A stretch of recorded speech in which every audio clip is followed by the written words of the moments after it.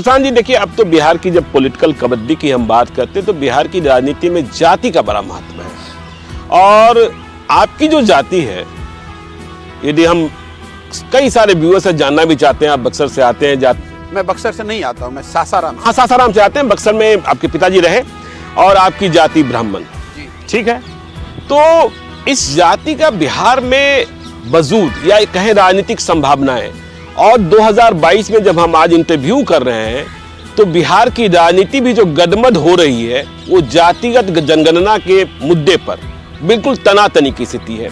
तो इस जो जाति का मैच है, इसमें प्रशांत किशोर कहाँ फिट बैठेंगे? देखिए, पहली बात तो आपको मैं बता दूं, जब हम बिहार से बाहर जाते हैं तो लोग बताते हैं कि बिहारी मतलब बेवकूफ। हाँ। ठीक है ना। बहुत बड़े स्तर पे भी जो लोग सफल हैं बिहार से, उनको आपको ये 2-4 होना पड़ता है। इसका मतलब ये तो नहीं है कि बिहार के सब लोग बेवकूफ हैं। नहीं है, बिल्कुल नहीं है। देश के 40% जिलों में एक डीएम या एसपी जो है वो बिहार का लड़का है। बिहार देश के जो तकनीकी 40% जिलों में एक डीएम या एसपी में एक आदमी बिहार का लड़का है।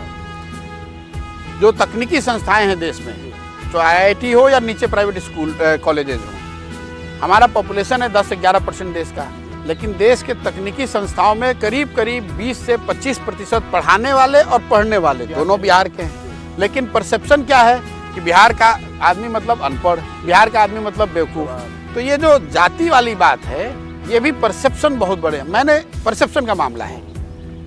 बिहार में जाति उतनी ही बड़ी सच्चाई है जितनी तमिलनाडु और आंध्रा में है, जितनी गुजरात और कर्नाटक में है। ये कभी आप अपने दर्शकों को ये ना बताइए, क्योंकि ये गलत बात है कि बिहार में जाति, क्योंकि ये जो लोग बिहार को बढ़ते नहीं देखना चाहते हैं वो आपको बताते हैं कि अरे बिहार में तो कुछ हो ही नहीं सकता, वहाँ सब जात पर ही है। ऐसा नहीं है।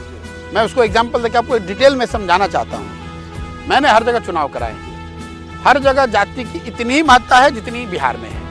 समाज, जब आप राजनीति करते हैं, चुनाव लड़ाते हैं, तो समाज के सारे पहलुओं को आपको समझना पड़ता है। उसमें जाति भी एक सच्चाई है, उसको भी आपको समझना पड़ेगा।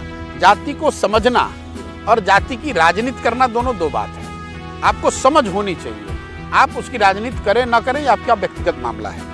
अब आपने कहा बिहार में तो वोट जाति के आधार पर पड़ता है।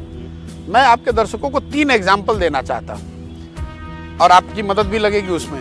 1984 में इस बिहार में सबसे ज़्यादा वोट किसको पड़ा? कांग्रेस ने स्वीप किया था। आपको याद होगा, इंदिरा जी की डेथ हुई थी, उसके बाद कांग्रेस ने पूरे राज्य को स्वीप किया था। जातियों का जो अनुपात है वो तो सेम ही रहता है, 84 में भी वही था जो आज है। तो कांग्रेस क्यों जीत गई? आप तुरंत कहेंगे साहब उस समय इंदिरा जी के मौत से उपजी हुई सहानुभूति की वजह से लहर था, इसलिए कांग्रेस जीत गई। इसको एक कागज पर लिखकर रख दीजिए।